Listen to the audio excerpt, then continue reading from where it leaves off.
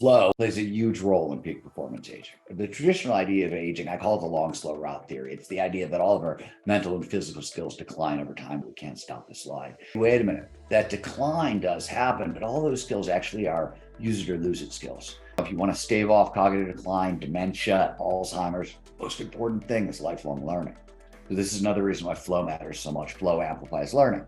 We love long goals. Missions are helpful at any stage, but they really start to matter later in life. The challenge skill sweet spot, flow's most important triggers. You're always pushing on your skills and you're always coming out the other side of a flow state, more complex, more adaptable, wiser, with more mastery. How do I get a purpose?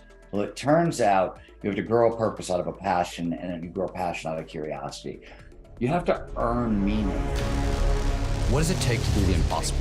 What does it take to level up your game like never before? What does it take for individuals, organizations, for even institutions to achieve paradigm shifting? Nothing is ever the same again, breakthroughs. Our mission is to decode the neurobiology of flow and cognitive peak performance.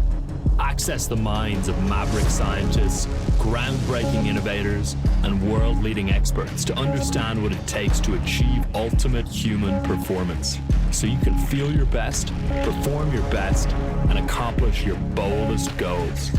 I'm your host, Rian Doris, and together with best-selling author Steven Kotler, I present to you Flow Research Collective Radio.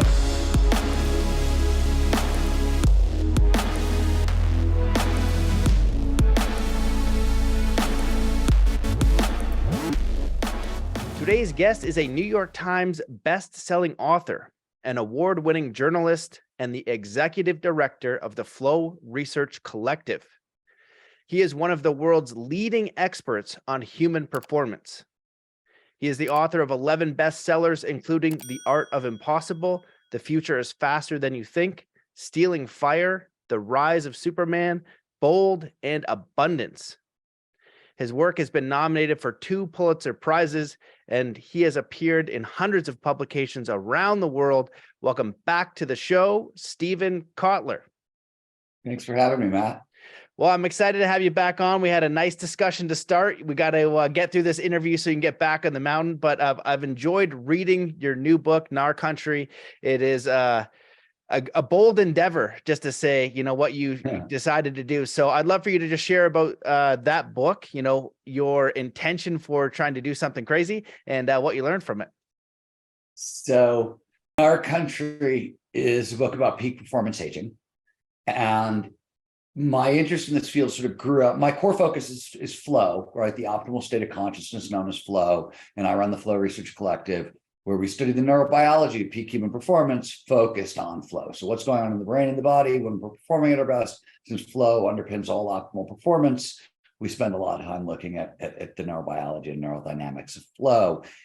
And flow, for reasons that we could talk about later, plays a huge role in peak performance aging. Really, really, really important for peak performance, really important for peak performance aging. Not surprising, but there's a bunch of extra benefits we get getting into flow over time, but our ability to access the state may decline over time, those sorts of things. Anyways, there's a whole bunch of new ideas that came out of flow science, a couple other sort of whiz-bang fields, embodied cognition, network neuroscience, et cetera, that said, at least on paper, right, in the lab, that most of what we believed about aging, about the second half of our life, wasn't true.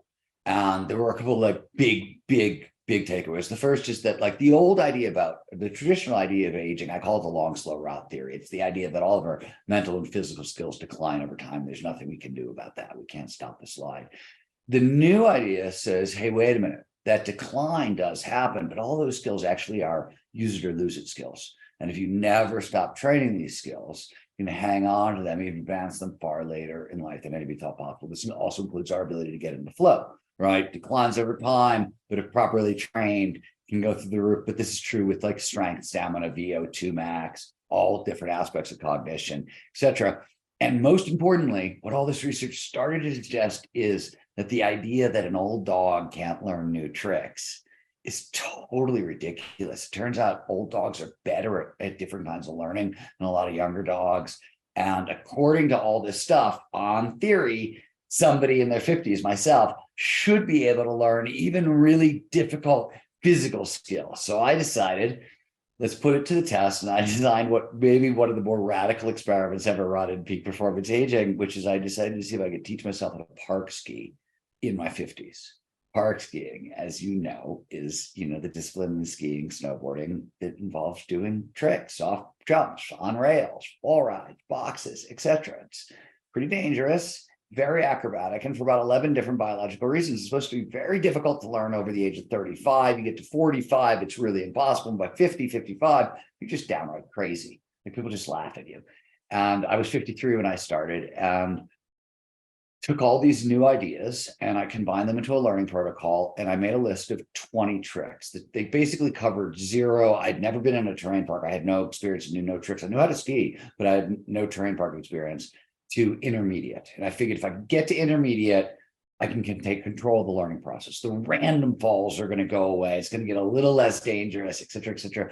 And by intermediate, I would get what I really wanted, which was the ability to creatively interpret the terrain all over the mountain, right? And creatively interpret everything, and not just like do tricks in a terrain park, but be able to use the entire mountain as a slope style course. And this would be the front end of that. And there were a bunch of other reasons why I did this. We can talk about that stuff later if we want to go deeper into flow stuff. But that was the quest. And I figured it takes 5 years. It takes 5 years. You know what I mean? Like, okay, whatever. I learned how to park ski. I hit all those 20 tricks in a season, which was amazing. It was almost the fastest I'd ever learned anything. And I learned something incredibly hard. We thought, this is really neat. My ski partner, who's younger than me by a couple of decades, was a former sponsored rider, sponsored park skier. Would walk, got injured, walked away, had a family, career, came back to it, right? After a long gap, using the same protocol. He went farther faster than he'd ever gone before. We thought, okay, this is cool. We're on to something. The next year we came back, we took 17 older adults, ages 29 to 68.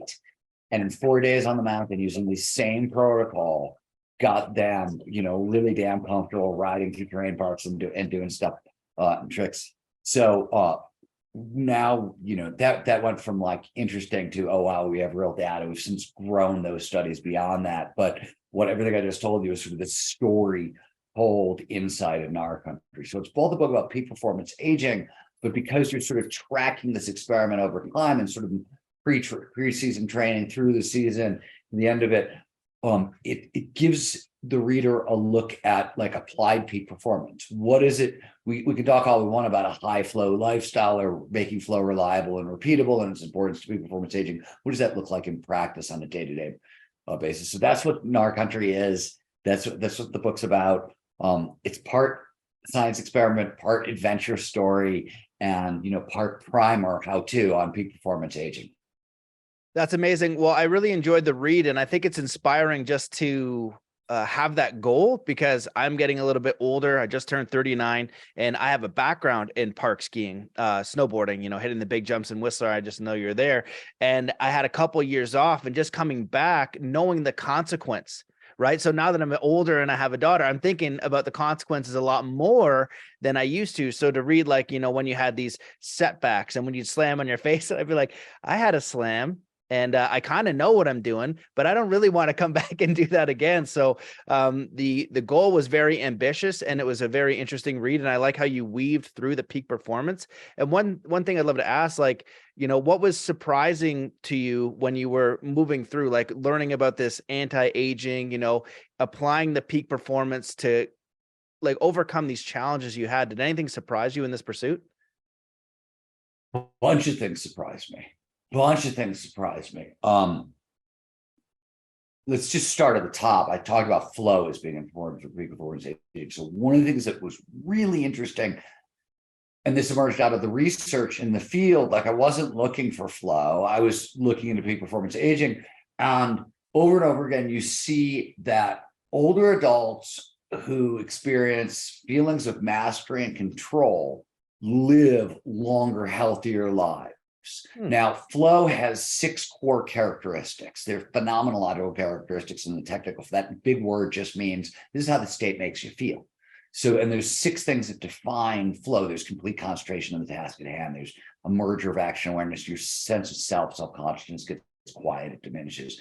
Time passes strangely, meaning usually you get so sucked into what you're doing that hours go by, right? And like feels like 5 minutes. And the last 2 are really important. This flow produces a sense of control. That's what the peak performance feels like on the inside, right? Oh, I can control things I can't normally control, right? My skis are doing magic things today that they don't normally do, right?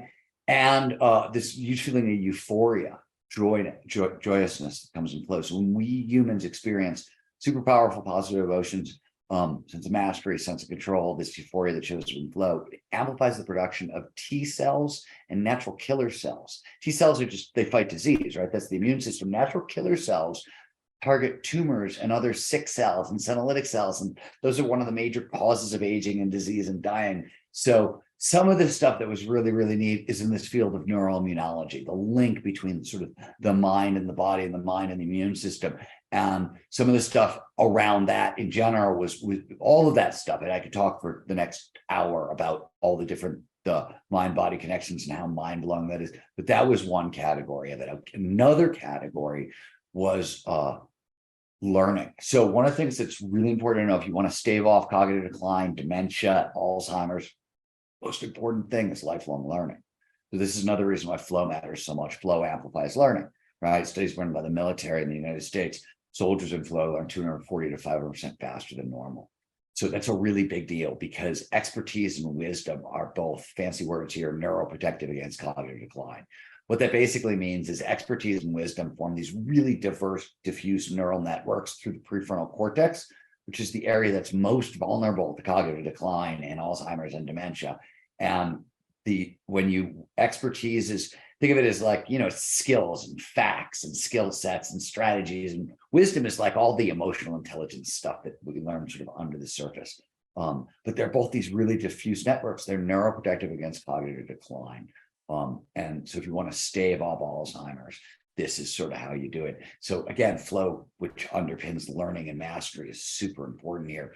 But what I was shocked by was really what I said in the beginning was like, I grew up in a world where old dogs don't learn new tricks, right? Like that was like something I heard all the time. And so what was shocking was how fast I learned to park ski in my 50s. That was mind blowing. And what it did to whatever, like my mindset around aging, we know that a positive mindset towards aging produces an extra 7.5 years of like health and longevity. It's really important. That's another one of those mind-blowing facts about, right, that I learned along the way. But changing your mindset can be tricky, right? There's stuff you can do around your language and around mindfulness and things like that. But having a quest like my Gnar style adventure where I was like, I'm going to learn to park ski at 53. Fuck, man. By the time I learned my first nose butter 360, whatever else I thought was possible in the second half of my life was out the window. Because it didn't something I was doing nose butter 360s. That was not something I ever thought I was going to be able to do. And it was mind blowing. And it really sort of restructured a lot of what was possible. And the last thing, this is in the book, but it really it blew my mind. And I didn't know to expect it. I made so much progress in a single season, which meant that every time I went to the hill, I had to do something that scared me, like really scared me. And I was successful most of the time, right? Like I pulled it off. I learned the thing. I did the thing, but I still would get like little residual PTSD from it. Even though I have been successful, the thing I had done scared me enough that I was like, a little twitchy. And over a course of a season where I was making all this progress, by the time the season ended, I was really twitchy. There was a lot of like PTSD from success. I had no idea that was possible. I actually called Laird Hamilton, the big wave surfer, and the story is in the book. And I was like, dude, you've got to talk to me about this. Like, I had no idea you could get PTSD from success. And he started laughing because it's something that happens to big wave surfers all the time, right? They'll go out for a couple, like swell and move in, like 3 or 4 days of big waves. They won't even even if they make it through unscathed, they can be really twitchy afterward just from the exposure. And that was really interesting to me. I hadn't experienced that before. So there I could go on, but those are the three things that really just stood out when you asked the question. Yeah, well, that's really fascinating. You know, with the PTSD part of it, it's funny because I told you at the beginning of this, like I recently, first time ever, I fell backwards off a cliff onto rocks and I saw it coming. I was like, oh no, it wasn't a great snowpack this year. And if I didn't have my camera, I wouldn't have known what happened. But I basically got bit by a snow shark going the wrong way because the snow wasn't deep enough. And coming home, I was like jittery. It's the fight or flight. You know, you're activating the central nervous system, the fight or flight response, and you have to learn how to kind of navigate that. And I'm curious for you, like, how important is it to do something that you're really passionate about physically that is putting you into the realm of scaring you, of pushing you, but also inspiring you so much that you're willing to architect and orchestrate your life in a way that you're like, I want to get so good at skiing at 50, but I'm a best-selling New York Times author. I work with some of the best athletes in the world. I have this business side of me, but there's this other side that's being fueled up. How important do you think that is in someone's life to have both of those things functioning? If you want interest in peak performance and you're interested in peak performance aging, whatever, top performers stack motivations. Much in the same way that athletes stack fuel sources, right? Like you would never go into an athletic competition without a good night's sleep, without good hydration, without plenty of fats and carbs and protein, right? And so all the fuels you'll need. Peak performers similarly stack intrinsic motivators, right? And there are 5 major intrinsic motivators: curiosity, passion, purpose, autonomy, and mastery. And they're actually they all move together. They all kind of come online together in a particular sequence. So you want to stack all of those, right? And then on top of that, you've got goal setting. And there's 3 tiers of goals that humans respond best to. We like mission level goals. What I call a massively transformative purpose at the top of the pyramid. These are overarching goals for your life. Then you want high hard goals, the 3 to 5 year steps that will take to aim towards your mission level goals. And then you want clear goals, like the daily action. This is my to-do list. This is what I'm going to do today. And it's going to feed into my high hard goals, which are going to feed into my massively transformative purpose. And so that's the sort of full stack of intrinsic motivators as I presented it in my book, The Art of Impossible, which we talked about previously a little bit. In Gnar Country, I take it one step further and say, look, if you really, really want to get all this stuff together, design a mission that feeds all these things. That's what Gnar Country was. And it was a mission in that I had unfinished business in skiing. I had unfinished business in athletics, lingering over from my childhood. I had unfinished business in skiing as an athlete, as a guy who spent, early years of his career as a journalist. One of my beats was action sports. So I would chase professional athletes around mountains and, I would get my butt handed to me daily. Like it was the most humbling and awful experience. I was doing this thing I love, but like I couldn't keep up with the pros. I was a writer. They were professional athletes. And I was breaking bones right and left trying to. So I had a lot of unfinished business in skiing. So I created this Gnar style quest, this mission. It aligns, right? All of my intrinsic motivators are fed into it, plus the 3 tiers of goal setting were fed into it. And then I created a mission out of all of it that even closed a bigger loop. And the reason really is the second half of what you said, which is, so flow states have triggers, preconditions that lead to more flow. Flow underpins learning and mastery, right? So the more time in flow on the ski slopes that I get, the farther, faster I'm going to go as a park skier. Really matters. So flow states have triggers, preconditions that lead to more flow. Simple idea here. There's 26 triggers in total, but what they all do is they drive attention to the present moment. Flow doesn't show up if all our attention isn't on the task at hand. That's what the triggers do. They drive attention to the task at hand. And we pay the most attention to the task at hand when the challenge of the task slightly exceeds our skill set. So you want to stretch, but not snap. So in younger people, it's usually about a 5% difference. The older we get, it shrinks down to about a 1% difference. One of the things I did as part of like my learning protocol, but that was I went 1 inch at a time. Like I knew that this shrunken challenge skills sweet spot, for reasons that you're talking about. What you're describing, you fell on your face, you hurt your back, all of this increases what's known as allostatic load, which is the impact of stress over time on our psychology and our physiology, right? And one of the things that does is first it kills us, but it also shrinks the challenge skills sweet spot, right? So in older adults, it's a lot thinner, and you want to go like 1 inch at a time, meaning start with an established motor pattern that you can do 100% of the time with zero fear and almost no consciousness interference, and then build on it one little movement at a time. And don't try to make it like homework. This isn't like deliberate practice, it's deliberate play. You want to make it like improvisational and fun. That's really the best way to amplify all of this. But that's the challenge skill sweet spot. Flow's most important triggers. You're always pushing on your skills, and you're always coming out the other side of a flow state more complex, more adaptable, wiser, with more mastery. Like it flow. So when I say flow is neuroprotective against cognitive decline, those are the reasons. Those are some of the reasons why. And you see how all of this, like, it ties together nicely. The other thing you need to know is all those intrinsic motivators that I talked about, curiosity, passion, purpose, autonomy, mastery, those are also flow triggers. When we have those things, autonomy, right? When we're the one driving the bus, we really care where the bus goes, right? That's simple. Mastery is like, I love these skills. They're helping me go where I want to go. So all this stuff, these are big. Curiosity drives focus. Passion drives focus, purpose drives focus. These are all flow triggers. So if you get them all stacked together and you get that challenge skill sweet spot tuned right, the result is a tremendous amount of flow. What happened to me, why is it progress led to PTSD, is like, this was the weirdest part about the whole damn thing, is I set out saying, I'm going to go so slow. I'm going to go so slow. Like what I could call victory on any given day was really freaking small.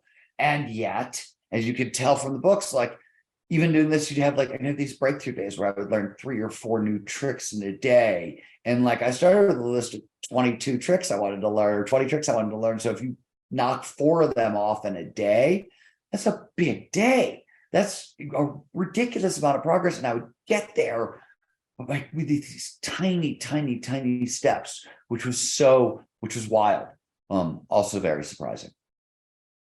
I love all that. And you're kind of addressing that success isn't kind of linear sometimes, where you might have like stagnation and then all of a sudden it pops. And I've had that in skateboarding before, where I go day in and day out, I'm skating and skating, and I can't land anything, or it's just not coming together. Then one day I go and I'm just landing everything in a row. And I was like, I have never done that. 2 days ago, I wanted to give up because I suck so bad. And that's a very challenging one to get back into when you're older too. It takes a lot of balance. And I kind of beefed up a little bit with my weight, so I was heavier and a little bit more muscular. Usually skateboarders tend to be a little bit thinner, a little bit more light, so I'm a little bit heavier, trying to balance around. So you shared a lot of great points there. And one of the big ones is this idea of a mission, and linking that all together. And I think that is one thing people really struggle with when we want to go towards peak performance.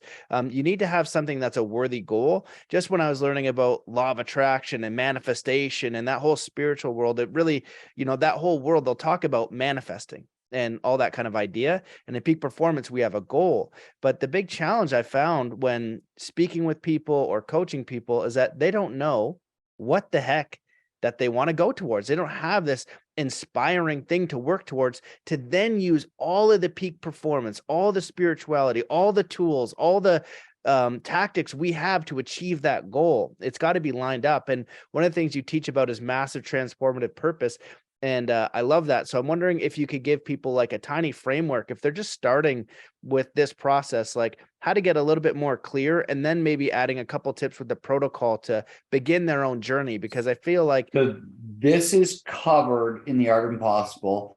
And if you go to the passionrecipe.com, there's a free, the Flow Research Collective has a free masterclass on this protocol, because so many people wanted to know how to do this. So the way to think about it, and I'll do this really fast because I've just given you a lot of assets for where to find it.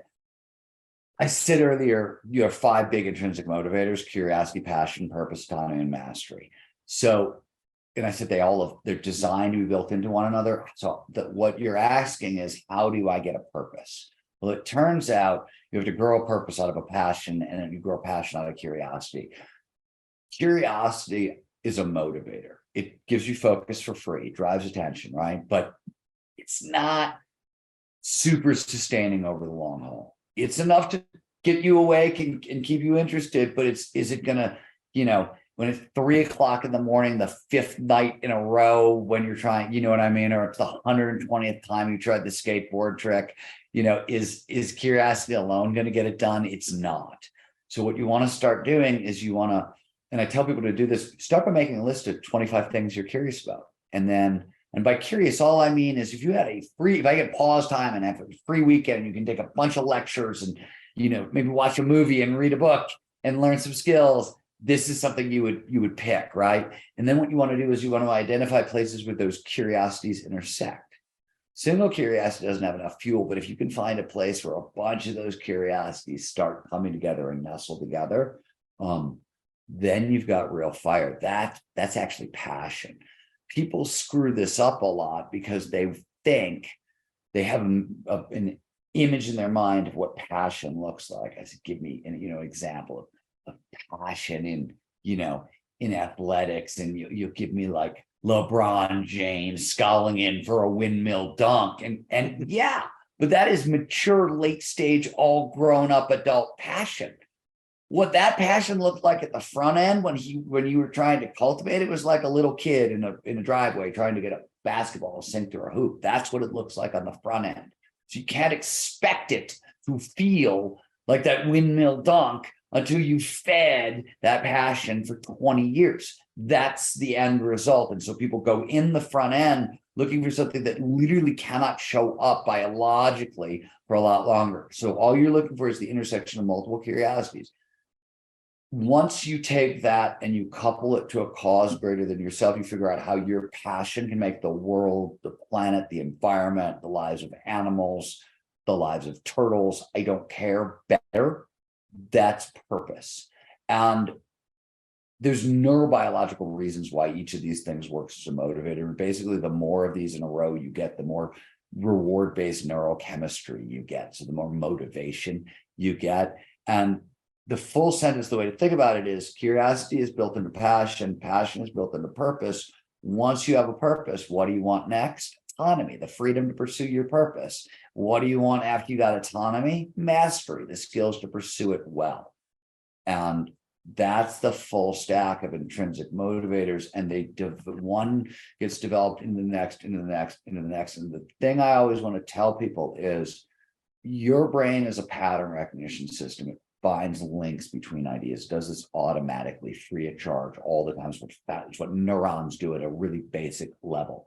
Your job is to figure out what your curiosities are and play there 5-10 minutes a day and let those intersections start to come to you. Maybe some of them are obvious. A lot of them are going to be less obvious things that you learn by just feeding your curiosities a little bit at a time. You want to do this slowly. This is meant to happen slowly. And the reason is this: you literally do not want to be like 2 or 3 years into your passion to figure out that, oh shit, this was only a phase. You know what I mean? And so it's meant to happen slowly. We're very impatient these days. What's my big passion? What's my big purpose? And especially these days, because like having a passion and purpose is sexy now. You could go talk about it at a bar on Friday night, it'll get you laid. Right. And it's true. I'm in business meetings now where people lead with, hi, my name is Sarah and my passion is blah, blah, blah. Or my name is Henry and like, if we would have done this 30 years ago, somebody would have punched us in the face and kicked us out of the meeting. Like that was like, are you freaking kidding? And so this, like, its passion is which is great. Like, this is fantastic. This is one of the reasons that I've been involved in this work for so long, is I wanted to see that kind of shift in the boardroom. And in society, but it's sexy. And because it's sexy, people are impatient to be there now. And that's just not how the biology works, right? You have to be patient along the way. Flow will help amplify the speed of the process. So there are ways to use flow to sort of speed this up a lot. And flow is ultimately how you end up turning passion into purpose, into how you move along that arc as well. But that's sort of the quick and dirty answer to your question. If you want more, the passionrecipe.com or the Art and Impossible will help you out. Or if you want to see what this looks like apply, right, or stacked in the real world, that's Gnar Country in a sense. Yeah, I appreciate that. And that was very well summarized and incredibly helpful. With looking at peak performance and aging specifically, it's interesting what we believe, I think is so important. As you mentioned before, I had Chris Duffin on the podcast a while back, and he squatted and deadlifted 1,000 pounds for reps. So he is one of the strongest men to ever live. It's completely absurd. And I can't remember one of the age, but I think he was 70. His name's Rudy, I believe. If you look at Chris Duffin's Instagram, you'll find it. And I believe at 70, he was deadlifting 500 plus pounds and squatting around 400. And basically what Chris is saying is that, you know, this strength is possible and it's also healthy.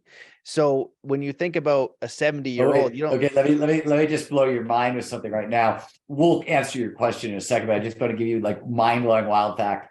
Yes. let me ask it as a question. What do you think is the single most important correlate for peak performance aging? The single thing that is most important for health, longevity, out of anything? Mindset? Leg strength. Oh, I love it. Leg strength. Leg strength for preserving cognitive, for fighting off cognitive decline and physical health. Leg strength. In fact, thigh muscle mass inversely correlates with mortality. So this is really well established and it blows everybody's minds. In fact, you know, they keep talking about like, oh, we're running older candidates in America and we should check their cognitive fitness and everything else. You should do a squat contest, people.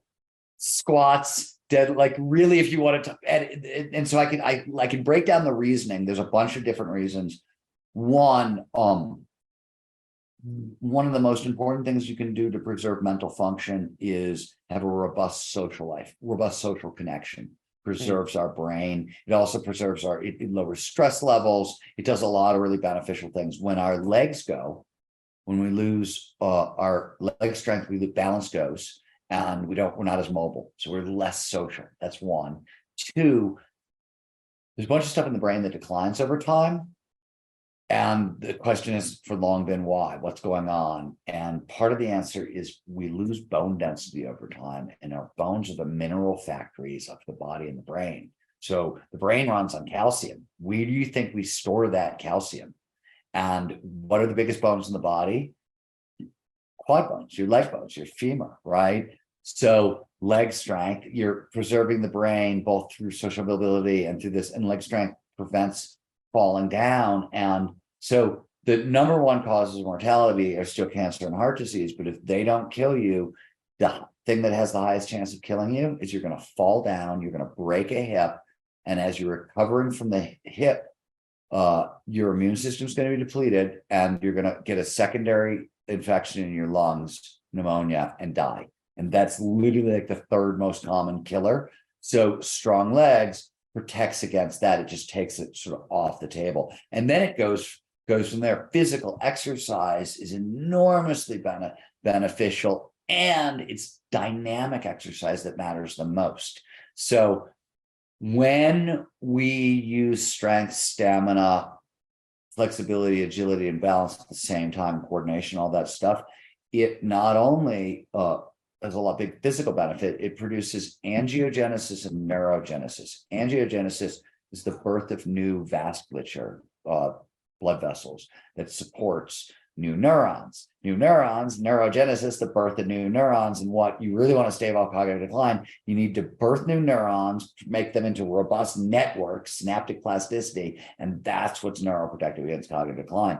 So dynamic motion is also really neuroprotective. You can't be dynamic if your legs are shit, right? Like it doesn't, it's like this is the powerhouse of dynamic movement, right? So I could go on and on. There's more here, but I just had to stop you because it's shocking. It's like there's a ton of myths about aging, and some of them are really like weird.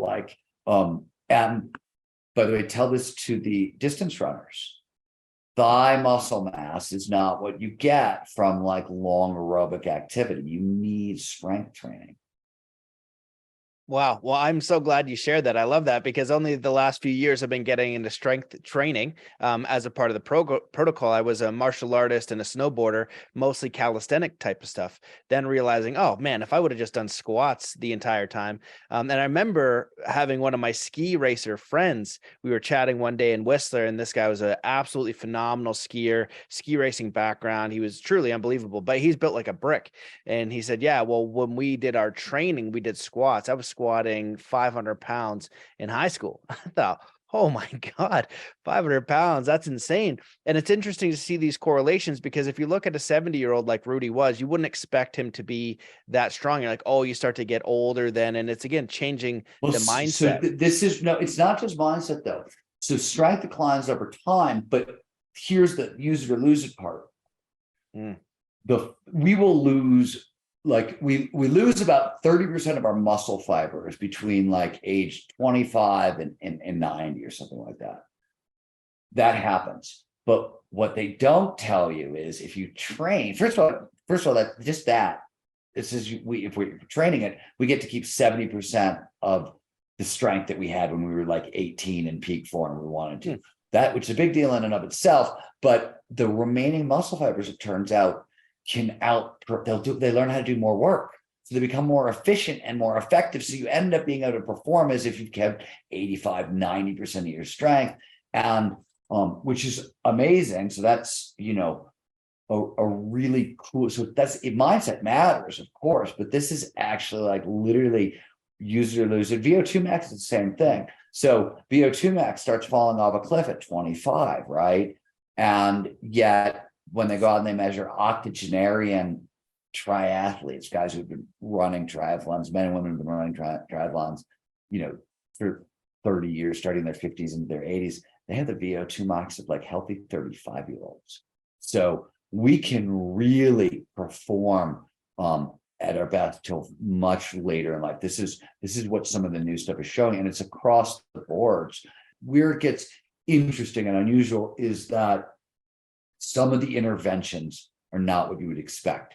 We can train all this stuff, but some of the ways that we have to train some of it is just, it's new, it's different. It's not what you would think exactly. And so that's the training methods are developing rapidly. But anyways, it's cool.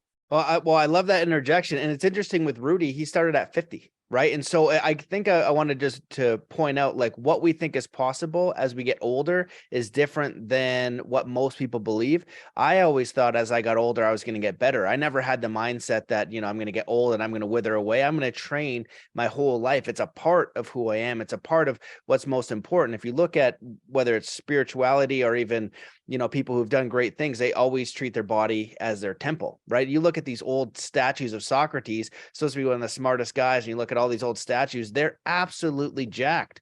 What were they all eating? What were they all doing? They were just these physical masters. And they also talk about the importance of having body mastery and strength in combat with the philosophical mind, which I think is so important to combine those two, because when you bring them together, whether you're doing this in athletics, whether you're doing it in art, if you're pursuing mastery in something that fires you up, it transfers into your business, into your social life, into your relationships, into your family, because I feel like you're more fulfilled, right? When you go on the mountain and you do something and you have that joy and that's energy that you can use for something else. And I'd love to ask you, it's been my experience when I do something out in the sport world, maybe I landed like a 900 or something. I wanted to do a double backflip this year. That was my goal. I came close before I kind of quit. We didn't get the snow year for it, and I'm not trying it on ice, but I remember landing other tricks, like a really nice 900. I was so lit up, and what it does is you're like, you think, what else is possible, right? What else is possible? And so in your pursuit, when you did this, did you have one of those aha moments for maybe your business or your life, whether it's physical or like with the flow research, you're like, oh no, you're like, boink, you got this inspiration. You're like, now I have a new idea of what my limits are as far as business or what you're pursuing with skiing. Well, all the time. I don't have one. I mean, I have millions, right? Because that's sort of how it works, right? And what I've found, and people say that I have the ability to kind of see farther, like it's something I'm good at naturally. And early on, I became very close friends with guys like Peter Diamandis. Peter Diamandis wanted to open the space frontier. So whatever, like and he did, right? And he did. And so, Peter's been a very good friend of mine for a very long time. So I came in already with this idea that like I could set ambitious goals. And every time you achieve them, right? It doesn't matter if it's snowboarding your 900 example. It's always, well, what else can I do? What else can I do? Right? What else can I do? That progress is the most addictive drug. And on top of that, so we know very much that the amount of flow in your life directly correlates to meaning, purpose, overall life satisfaction, well-being, that sort of thing. Another big element in all those things that I just mentioned that we all want is essentially the satisfaction of a job well done. We love long goals, those mission style goals, really good for us, especially later in life, by the way. Really, missions are helpful at any stage, but they really start to matter later in life. We're better suited for them. But that was one of the things that I loved about weightlifting, actually, because when I started working out, I was so skinny and I was so small. And it took me almost 10 years to get anywhere. I tell this story where, like, I remember being in a gym in San Francisco. Mind you, I had been working out 3 to 4 times a week for 5 years at this point. And this big dude comes up to me, he sort of like puts his arm around me. He's like, don't worry, man. If you stick with it, you'll get somewhere. And I literally wanted to shoot him in the face. I was like, motherfucker, I've been doing this for 5 years. I was so mad. I was like, I'm an ectomorph. Fuck you. Anyways. It was terrible. But I've had a lot of, like, my first book took 11 years to finish and publish, right? There's been in my life, we recently published a paper on what happens in the brain in the first 2 seconds of flow. It's literally 30 years worth of research in that paper. So I love those kinds of projects, those kinds of really long missions. Personally, they're really good for us over time. And outside of the amount of time we're going to spend in flow, they're a really good marker for, like, overall well-being, life satisfaction, meaning, right? You have to earn meaning, and this is one way you do it. And those long projects are really important from we talked earlier about the massively transformative purpose, and one of sort of its benefits is once you set one up, anytime you make sort of progress towards those mission level goals, you're getting more dopamine, you're getting more motivation. So it feeds itself, and it's a really beneficial cycle. Amazing. Well, I love all that. There's a lot of different ways I'd like to go, but we only have about 10 minutes left because I know you want to get back on the mountain. So I'll kind of give it to you to choose. Would you like to talk about anything in particular of the book? I love ideas about protocols just for me. I think that in your books, I like how you do the story, but then I can find the protocol because I want to go do it. So things like Wim Hof, I'm like, okay, he's sitting in cold. Well, what I'm going to do is I'm just going to go in the cold and not do his breathing and test that. And then I'm going to test his breathing to see if, there's a difference. So there's the protocols, but then there's also being the guinea pig. And I think that's important. So protocols are great. I like being the guinea pig. So, so if you're just impatient, right, you're interested in all this stuff, what I tell people is read the first chapter, and then read the last chapter in the appendix. Because what I did in this book is I took all the science and all the protocols and pushed it to the very end. And it's funny, people have come up to me, they're like, why couldn't you put it up? And it's because I had to tell you so many things first. You couldn't understand. If I tried to move this stuff up front, you'd be so bored with the book, but it wouldn't have worked, but it wouldn't have made sense. And so all the protocols are at the back end. But the one that I sort of like the most, it's rule 1. Right. There are 10 rules that I sort of set up around peak performance aging. And one of them is it's a goal setting motivation thing that I think of. So when I'm setting up high hard goals, I tend to think of it, I work for the boss. The boss is the version of myself who creates those goals. Because in the moment, like day to day, I'm like everybody else, right? I get into the situation, I'm like, what's the easy high? What's the quick fix? I'm busy, I'm stressed, right? But because I work for the boss, and the boss is the one who creates the rules, the protocols, right? I don't have to make decisions. Like I just do what I'm told. I literally treat it that way. So the boss is the person who sets up the rules and creates it, and has why? Because the boss is the person who has my long-term best interest at heart, and I know long-term, because we just talked about it, right? The satisfaction of a job well done, being on mission, all those things, that's actually what's going to make the biggest difference in my life. That's what this idea prioritizes. And in the moment, it allows me to I don't even have a choice. So when it came to skiing, I'll give you, now let me put this in the context of skiing. I had a ski partner, Ryan. He's better than me, not a lot better, a little better than me. Meaning if I try to do what he's doing, I'm usually sitting right in that challenge skill sweet spot, right? I'm pushing on my skills to the utmost. And so what I realized is going into the season, one of my rules was if Ryan can do it, meaning if he did something on the hill, I have to do it. I had 3 caveats. Don't do it if you're feeling too much fear, back off, come again later, because that will crush performance. Don't do it if exhausted, and low mass exhaustion, feel good pleasure chemicals. So you have to have, if I'm swishing my turns or under jumping my hits, I'm exhausted. Come back later. Or, Ryan, there's shit. He was a former sponsored athlete. So if Ryan wants to, he can throw a 700 to the moon. And I'm just not going to be doing that first. You know what I mean? So without those 3 caveats, that was it. This was I work for the boss. So this is the rule. The rule is if Ryan does it, I have to do it unless A, B, or C. And it sort of was awful and yet wonderful at the same time, because what I realized, big picture, over the years, I've been skiing with Ryan a long time.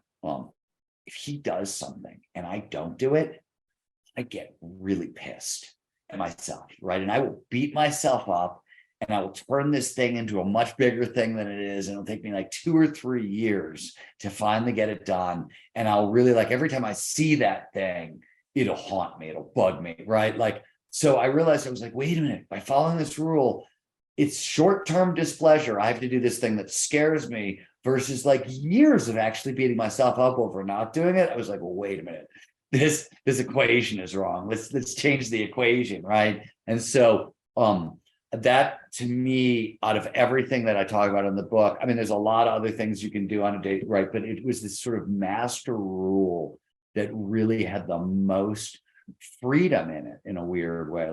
It was a way of taking choice off the table, but by taking choice off the table, there was the most freedom, which I know is counterintuitive, but it really helped. Well, I love that. And your protocols are really helpful. And then also, you speak about it in the beginning of the book, just how you set up your day. It's crazy how much you get done in a day. And I realized that I'm a slacker.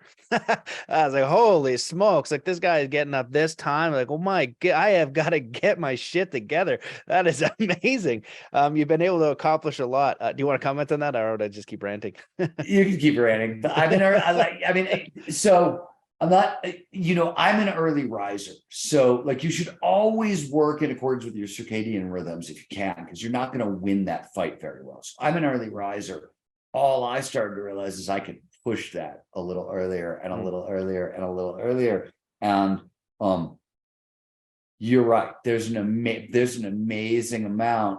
I essentially, because I get up at 4 o'clock in the morning and I work most days till 5 o'clock.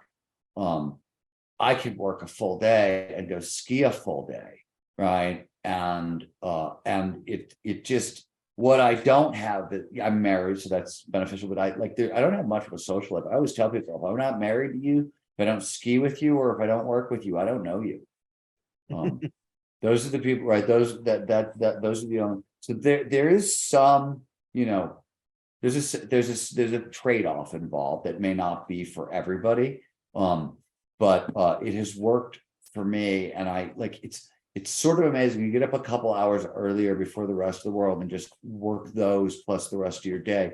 You do that for a couple of years. People always say, how the hell did you write 14 books and those sorts of things that I've done? This is the answer. Yeah, it's and flow. this was- plus flow, yeah. right? Yeah, you have an incredible work ethic. You definitely accomplished a lot. I know we have a couple minutes, so the last thing I'll ask you was, what was the most fun thing about this experience and this challenge you've given yourself? And do you have something high on your bucket list that's come out of this? So the most fun thing was that I skied the biggest line of my life last Wednesday. I'm 55, right? So your dream was to always be getting better. I'm still getting better. And yes, like park skiing is new, but I've always been a big mountain skier. Like that's what I did. And the fact that I skied the biggest line of my life, like that's the whole point. And what was the second half of the question? What came out of that? Oh, do you have a new bucket list that came out of this, like an item? I only ask because one of mine is I want to go to Alaska and ski the big lines on a heli. I do want to do that. I've got a lot of friends who go every year, and they've been trying to get me to go for years. I've been to Alaska and I've done that. I wanted to get myself to the point that I could go back and like not be terrified for my life every moment of every day. I don't think that's possible, but like I'm getting close to the point where I'm like, okay, I think I'm ready to go back. So that's always on my bucket list.